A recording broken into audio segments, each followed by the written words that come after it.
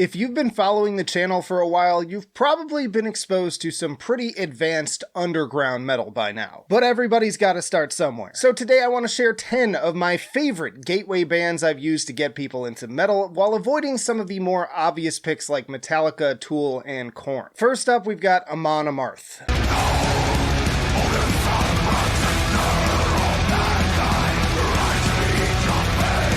I know plenty of people who want absolutely nothing to do with metal who love Amon Amarth. And I think Forge Master Metal Reviews hit the nail on the head in a recent video, pointing out that Vikings are kind of in right now. I wouldn't even consider most melodic death metal bands as a starter group, but their added shtick regarding mythology, costumes, and waving flagons of ale lends itself perfectly to a number of other social groups, from D&D nerds and LARPers to people who enjoy watching the History Channel. And just in general, I think those triumphant melodies really get under people's skin. I may have been speaking a little ill of their later career music in recent videos, but that doesn't take away from their potential as a first step into heavier music. Next up is Opeth.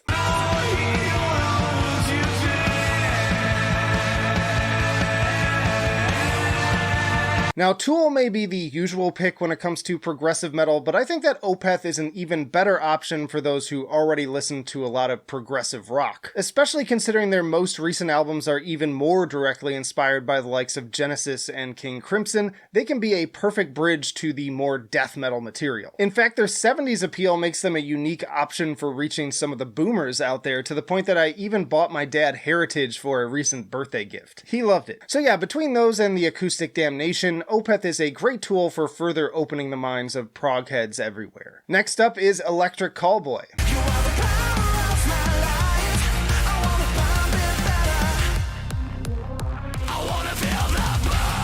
So on a completely different note, some people don't care about grand song structures or impressive guitar wankery, but pretty much everyone likes to laugh and have fun. Enter Electric Cowboy with their deeply infectious, even danceable music and tongue-in-cheek music videos. I'll tell you, I was at a party last year with a bunch of people who could care less about metal, but I threw on the videos for Pump It and We Got the Moves, and everybody was into it. Hey, that's pretty good. I think on some level it especially speaks to my generation, considering we grew up during the peak era of school dances packed with Eurotrash invasion songs like Blue, Cotton Eye Joe, and Barbie Girl. It taps into a certain ironic nostalgia while also dosing with headbanging breakdowns. Then we have Mastodon.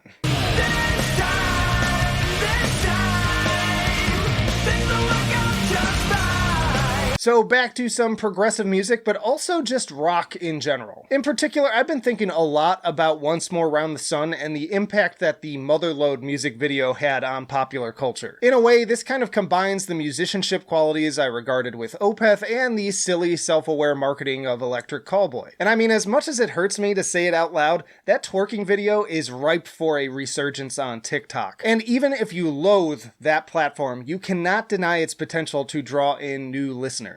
I'm too old for this shit. The music business ultimately lives and dies on maintaining engagement of the youth, so we might as well do it with a solid band that have respect as songwriters. And even that aside, this is stuff my mom can enjoy as well. Then there's A Day to Remember. I hate this town, it's so washed up, and all my friends don't give a fuck. Pop punk is also making a bit of a resurgence, and with all these nostalgia-baiting festivals bringing out people wanting to relive the heyday of Blink-182, Green Day, and Fall Out Boy, what better time to drag out easycore along with it? A Day to Remember has always struck me as the prime example of capturing that same catchy sing-along mastery along with some pretty pummeling breakdowns. You can draw people in with something light like All Signs Point to Lauderdale, and before you know it, they'll be banging their head to Second Sucks. And circling back to the younger generation again, it's also a great opportunity to turn some of them away from the cringe of Machine Gun Kelly to something with a bit more substance. I mean, imagine the potential of the hashtag lol random people reacting to the surprise transitions from the fluffy choruses to the heavier parts. Next up is Ghost.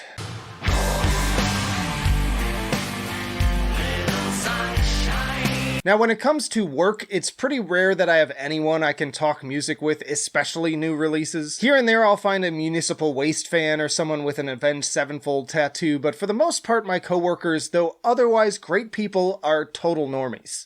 Wait a minute, this sounds like rock and or roll. That aside, the release of Imperial was one of the few times I've been able to recommend something to them in passing conversation. I have to give them a bit of a warning about the face paint and costumes, but it's pretty easy to pitch a song like Call Me Little Sunshine, Darkness at the Heart of My Love, or even Hunter's Moon to almost anyone. It's music with real potential to get under your skin while also acting as sort of gradual exposure to the satanic, conceptual, and more performative elements of the genre. Then we have Gojira.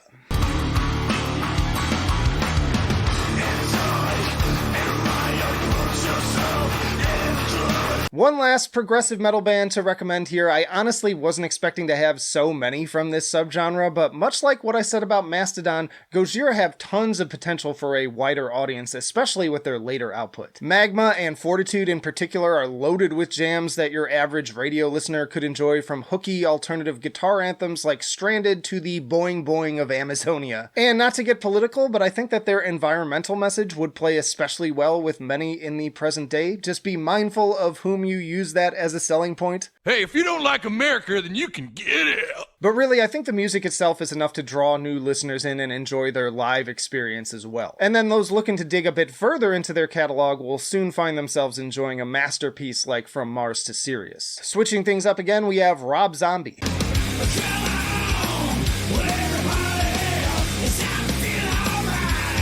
So again, I was trying to avoid some of the more typical and obvious picks like Nine Inch Nails, but Zombie was definitely a bigger name that kept coming back to my mind. For one, there's a reason why his songs made it onto some of the biggest movie soundtracks of his peak era, not to mention all of the mainstream radio play. I mean, Dragula's inclusion in the 1999 The Matrix explosion was another formative experience for me when I was still just a middle school with hardly any real music taste to speak of. His movies also act as an opportunity for people to discover him in a completely different way, for better or worse. I'm just a regular gal living a boring, normal life.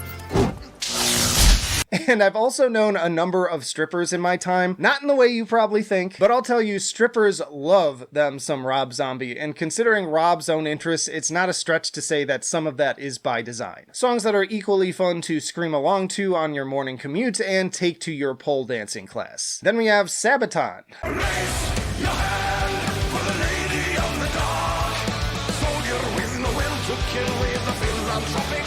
Now, I just got into these guys this year, but I have to say it was one of the most fun discography dives I've done to date, despite not being a big fan of power metal. So in many ways, I think that Sabaton may be one of the most accessible bands out there, with big triumphant choruses that are pretty much impossible not to sing along to, and the symphonic elements that make everything just sound massive. Not to mention, similar to what I said about Amon Amarth, there's an added appeal here to history buffs. I know some people find their music really corny, but considering the stuff that sells in pop culture from movies to music, sometimes corny is the way to go. And then we have Alestorm.